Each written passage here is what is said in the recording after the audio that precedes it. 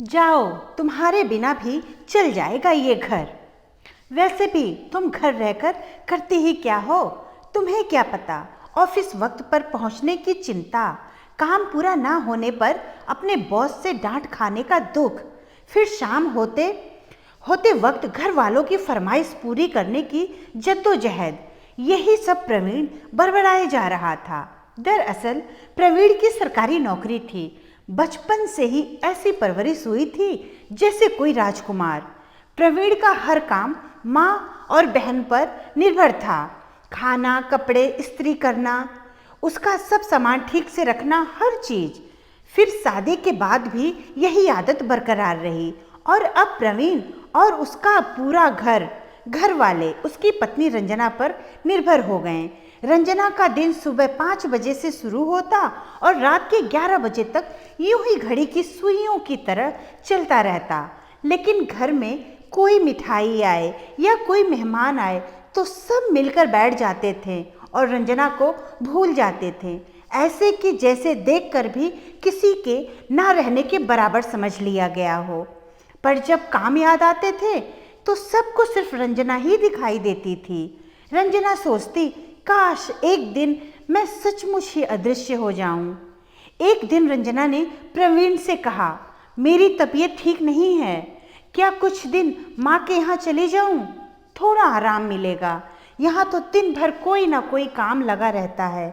इतना सुनते ही प्रवीण बोला, तुम्हें यहाँ काम ही क्या है? क्या तुमसे खेतों में मेहनत करवा रहे हैं या कुएं से पानी ढोने को बोल रहे हैं? और तुम्हें जाना ही है, अपने मायके तो जाओ, कौन सा तुम्हारे बिना ये घर नहीं रहेगा। रंजना को प्रवीण की बातों का बहुत दुख हुआ। पूरा दिन खुद को अनदेखा करके इस घर का कोना कोना सजाती हूँ, फिर भी इस घर में मेरा कोई नहीं। रंजना ने भी गुस्से से कहा, ठीक है, जब कोई काम है ही नहीं तो फिर मेरे जाने में कोई दिक्कत नहीं।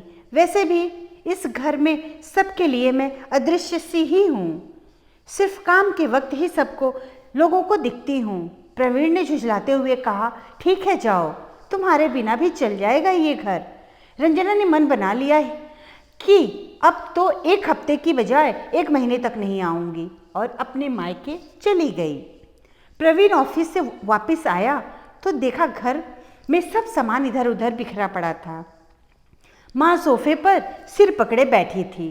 प्रवीण ने रोज की तरह आवाज लगाई, रंजना पानी देना, चाय भी चढ़ा देना, एकदम कड़क वाली, मेरे साथ माँ भी पिएगी। प्रवीण की माँ कावेरी जी ने कहा, बावला हो गया है क्या? सुबह खुद ही तो बहू को उसके मायके छोड़कर आया है। प्रवीण को काम के चक्कर में याद ही नहीं रहा कि सुबह गुस्से में जो बड़ी बड़ी डींगे हाँकी थी, अब उसका नतीजा आना शुरू। प्रवीण बोला, अरे भूल गया था। फिर अपनी छोटी बहन रिम्पी को आवाज़ लगाया, रिम्पी चाय बना लो जरा। बहन बोली, भैया मेरे तो पेपर शुरू हैं कल से, मैं पढ़ रही हूँ, माँ को बोल दो। कावेरी जी बोली, अरे मेरे तो पहले से ही सिर में दर्द हो रहा है, सुबह से इतना काम करके मेरी कमर ही दुखने लग गई। प्रवीण को खुद ही चाय बनानी पड़ी। जो कभी पानी भी खुद लेकर नहीं पीता था, आज वो ऑफिस के काम से थक कर भी चाय बना रहा था। माँ और छोटी ने जैसे तैसे खाना बनाया और प्रवीण को आवाज़ लगाई खाने के लिए। रंजना तो कमरे में ही प्रवीण को खाना दे आती थी। आज खुद उसे नीचे टेबल तक जाने में लंबा रास्ता लग रहा था। खाने को देखकर प्रवीण बोला, माँ घिया की सब्जी बनी है, बस तुम्हें पता है ना ये बिल्कुल पसंद नहीं है, कोई दूसरी सब्जी भी नहीं है, आखिर कैसे खाऊं? कावेरी जी बोली, बचपन से आज तक तेरे नखरे उठाए हैं, जो बना है खा लो। इतने स्वाद चाहिए तो बीबी को नहीं भेजना था ना मायके। छोटी बहन बोली, भैया हम भी तो खा रहे हैं, आपको पता भी है पूरे दिन से लगे हुए हैं हम।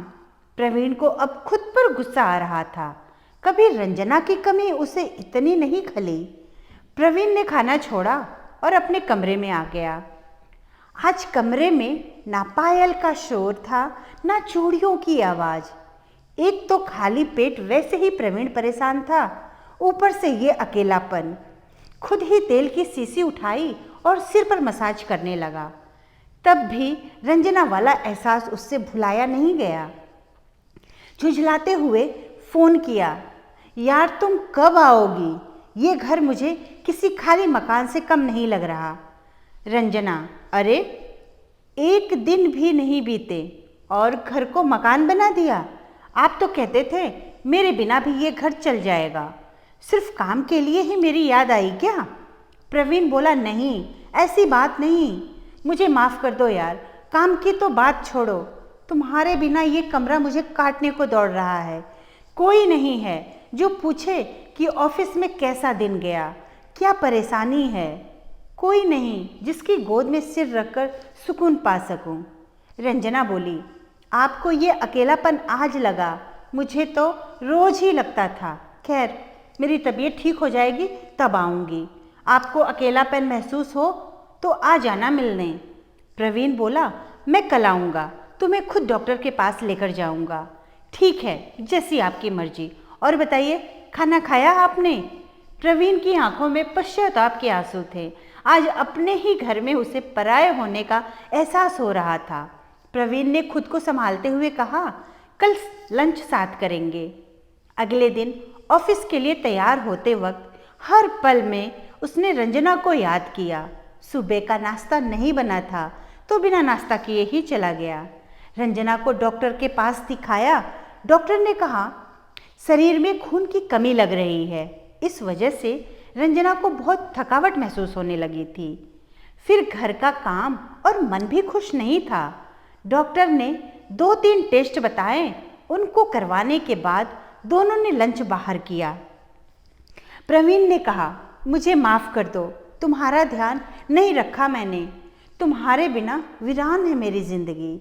अब तुम्हें कोई परेशानी नहीं होने दूंगा। रंजना बोली, काम करने में मुझे कोई परेशानी नहीं, पर जब कोई अपना हालचाल पूछने वाला भी ना हो तो ठीक आदमी भी बीमार जैसा हो जाता है। प्रवीण ने रंजना का हाथ पकड़ते हुए कहा, मैं वो तकलीफ़ महसूस कर चुका हूँ रंजना, अब तुम जल्दी से ठीक हो जाओ। उस मकान को फिर से घर बना दो। फिर रंजना को उसके मायके छोड़कर प्रवीण अपने घर आ गया। घर जाकर देखा 2 दिन से घर में सफाई तक नहीं हुई थी, किचन भी फैला हुआ था। प्रवीण ने माँ को कहा, माँ कोई काम वाली ढूंढ लो जो काम में हाथ बटा सके। कावेरी जी बोली, अब तक इस घर में काम वाली नहीं आई, अब भी नहीं आएगी। तू अपनी पत्नी को ले आ, कब से मायके में पड़ी है। इतना सुन प्रवीण बोला, मायके में वो पड़ी नहीं है, रह रही है। पड़ी हुई तो वो यहाँ थी, जो बस काम के वक्त ही नजर आती थी। अब काम वाली रखूँगा, रंजना को भी आराम की ज़रूरत है। कावेरी जी ने बेटे को बहू का पक्ष लेते हुए देख चुप रहने में ही भलाई समझी।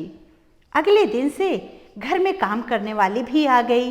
रंजना की सेहत में सुधार होने पर प्रवीण रंजना को भी ले आया। रंजना ने कावेरी जी को प्रणाम कर पैर छुए तो कावेरी जी बोली, जीती रहो, अपना ध्यान रखा करो बेटा, अब तुम्हें ही इस घर की जिम्मेदारी उठानी है। रंजना बोली, माँ जी आप मुझे भी दीदी जैसा प्यार दें, जिम्मेदारी उठाने में कोई कमी नहीं रखूँगी मैं। कावेरी जी बोली, हाँ बेटा, घर तो बहू से ही होता है, बेटियां तो चली जाती हैं ब्याह कर। प्रवीण ने रंजना का बैग कमरे तक रखने गया। प्रवीण ने रंजना को गले से लगाया और कहा, मैं कब से इस पल के इंतज़ार में था। देखो मेरा मकान आज फिर से घर बन गया। जो रंजना पहले सोचती थी, काश एक दिन के लिए मैं अदृश्य हो जाऊं तो मैं देखूं कि मेरी क्या अहमियत है, पर आज मुझे ऐसा नहीं लग रहा। तभी प्रवीण बोला, तुम्हें एक दिन के जाने में ही मुझे तुम्हारी अहमियत समझ आ गई थी। अब तुम्हें कभी अदृश्य नहीं होने दूंगा मैं। दोस्तों, जब कोई हमारे पास होता है तो हम उसकी अहमियत नहीं समझते, लेकिन उसके दूर होने पर ही अहमियत समझ आती है।